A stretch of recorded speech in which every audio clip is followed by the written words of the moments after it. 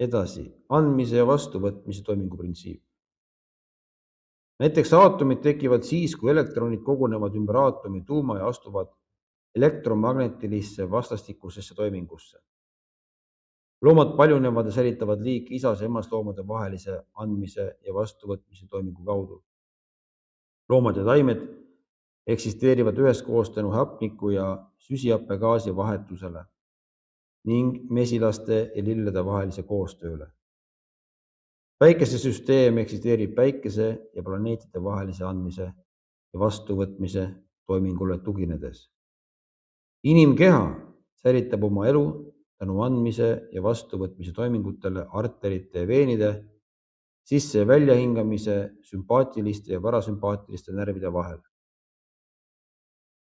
Andmise ja vastuvõtmise toiming hinge ja keha vahel võimaldab üksikisikul tegutseda, et elu eesmärki teostada.